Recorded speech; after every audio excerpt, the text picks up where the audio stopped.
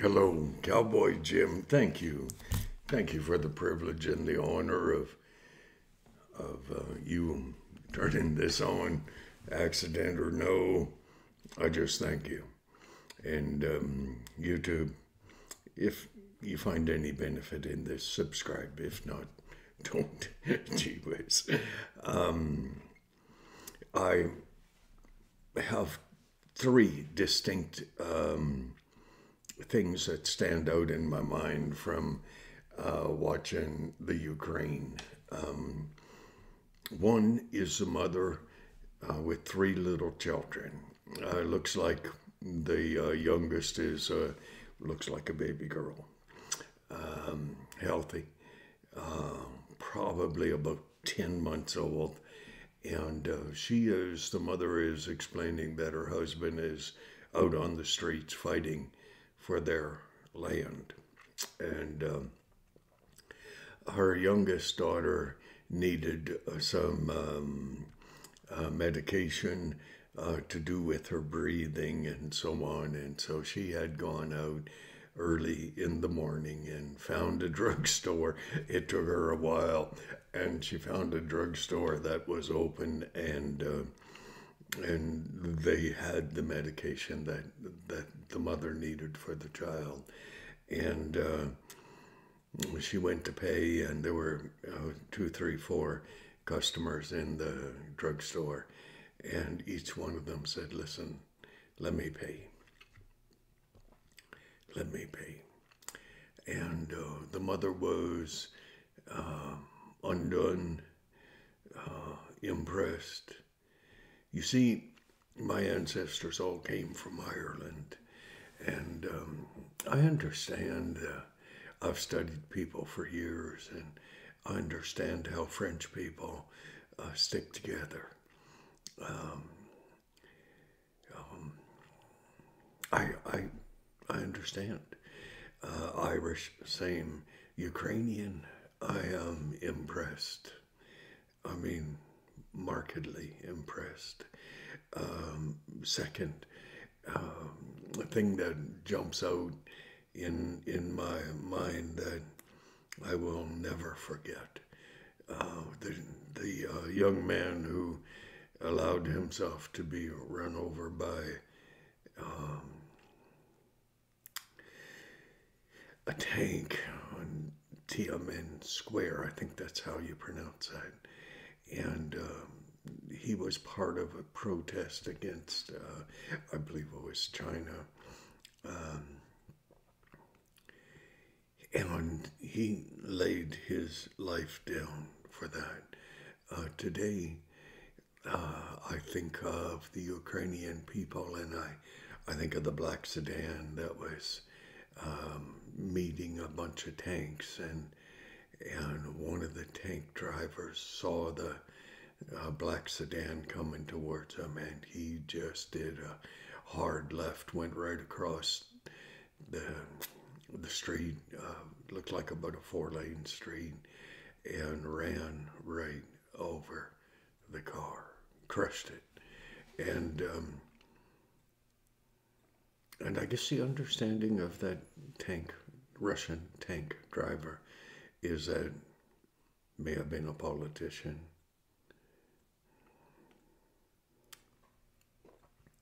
Doesn't matter.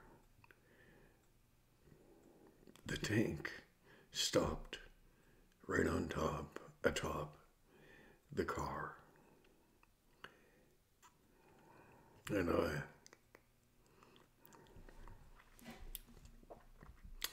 I don't think I'll ever be able to get that out of my memory. Next thing, 70-year-old lady. Hey, I'm 72, but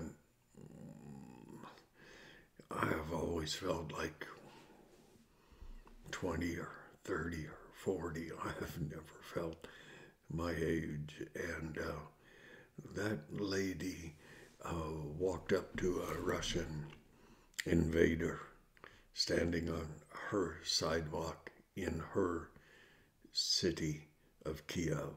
I like that. How you Kiev. Better than Kiev. my choice. And she called him out. I mean, she could well have been Irish. And she really picked on him. And she took some sunflower seeds out of her pocket. I know I mentioned this. And she handed them to him, and he took them. And she said, put them in your pocket. Because when you're dead and when you're buried, these sunflower seeds will grow up from your body, and they will look pretty.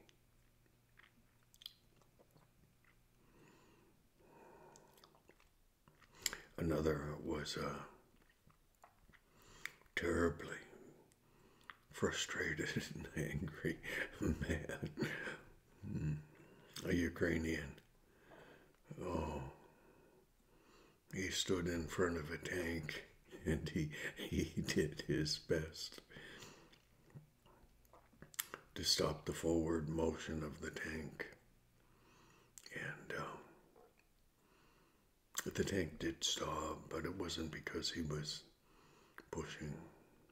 It was a Tiananmen Square thing again. And then I think of that mother of the 3 children in a subway. They call them bomb shelters, but it's a subway. That's all it is. Subways aren't hot. And the mother was talking about her husband being out fighting,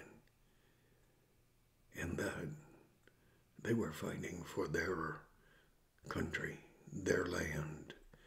And she was saying, Fox News reporter said, I think it was Brett Baer, if you could say something to President Obama, what would it be? And she said, save us, save us, save us. You see, the deal is this.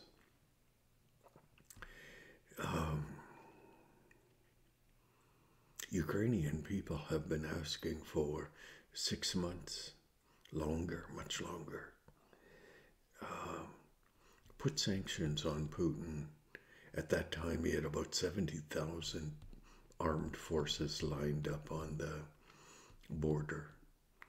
He now has 150,000. And she was saying, save us. The head guy, prime minister, I don't know, in Ukraine, he had been a former stand-up comedian, and he had run for the Ukrainian government, and he won because people are tired of the lying. There's a word for a fatherless child. It comes from my era. And he won. And Biden offered to have him flown out of the country to protect him, to govern from a distance. And he said, I'm not leaving. He said, I am number 1 on Putin's hit list, and my wife and children, they are number 2. He said, Biden, I don't want to ride out from the country. I want you to send us ammunition. You've got to understand this. It's unbelievable. But it is believable. Because in the face of adversity, here is a people, they're not any different than you and I. An 80-year-old man went to the police station to ask for his gun that he could fight for freedom for his grandsons, grandchildren. The thing that is being espoused by everyone when the reporter has the guts to ask, and he asks, at what point do you think Putin will stop? And the ladies, because the men are fighting, the ladies say, he won't stop. He's crazy. He is going to go all across Europe. I believe he will. He has a spiritual sense of his rightness for this era, this time. He's wrong. He's delusional. Doesn't take away from the fact that he thinks that he will be looked upon in history as being a great leader. Rather, he will be looked upon as being a great killer. But Putin has support around the world. He has the Chinese Communist Party, Xi Jinping, whatever. Prime Minister of Canada, Justin Trudeau, when asked, who is your favorite country in the world? Justin said, well, there's no doubt, it's China.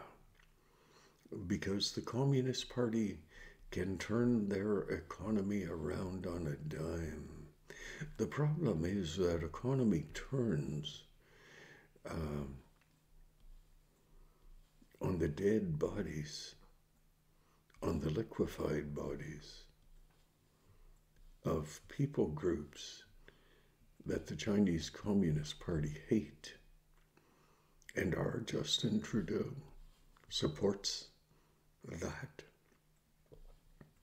The words that Putin uses in describing the Ukrainian people, Nazis, drug addicts,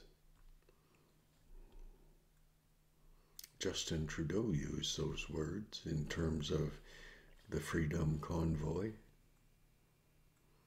Dictators, political people, Biden, Nancy Pelosi, shiftless shift down in the States. They don't need truth. They need talking points. But they're talking points, though they have a semblance of truth, and yes, they sound kind of good, but mothers, dads are dying in the Ukraine. Little baby children would be killed as though they were nothing by Putin. The average Russian army person, they don't want to kill their neighbors. Most of the kids that went to the front, they thought they were on an exercise. Putin didn't tell them. Putin's own daughter stood up against him and spoke out against war, against the warfare with the Ukraine.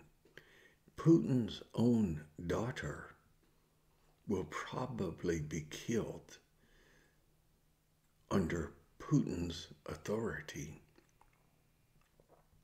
And it wouldn't mean a thing to him. It wouldn't mean a thing, not a single thing. And you people who,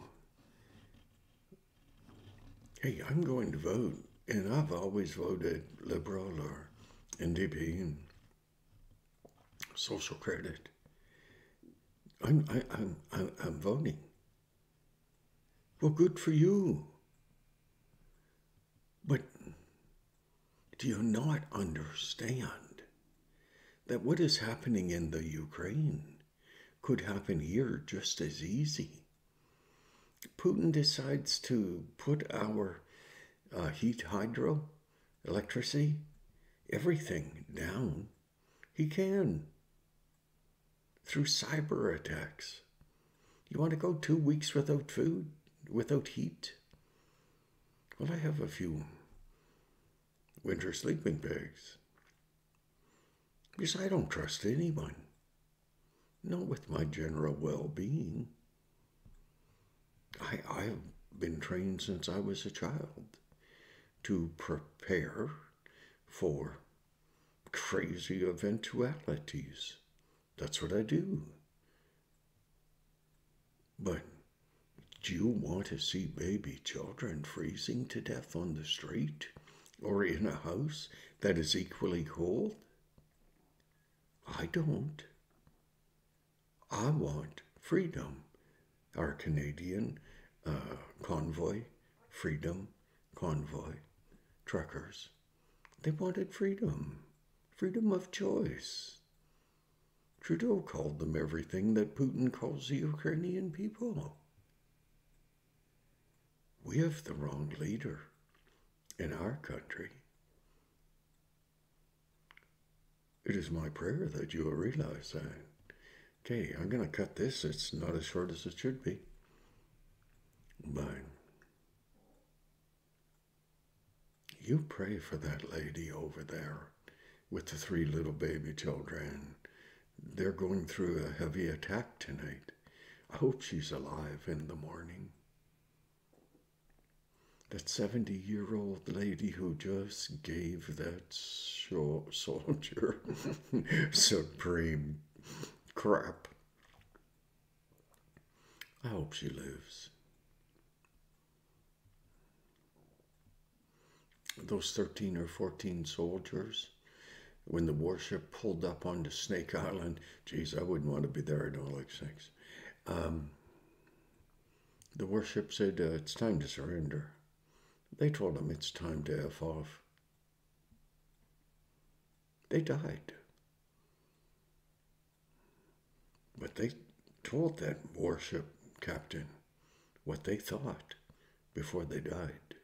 You see, we hold on to life like as though it's the only thing that we have. Well, it is in great part a lot of what we have. But what we do have is eternity. Okay? And you make your life count here. Because in eternity, there will be no time. No day, no night. Nor night. The Savior, Jesus, he will be the light. Pray for those people over there. Biden, the political leaders of the world, they're so stupid. 6 months ago, they could have been building Ukraine up, giving them the wherewithal. Hey, you in a time of war, you want to have someone throw you a gun? You haven't even tried it. You don't even know the idiosyncrasies of the gun. You don't even know how to run it. But those gutsy Ukrainian people, they're doing the best they can. Because as that mom with the 3 kids said, Ukrainian people, we have spirit. Think about that. Think about that. God bless.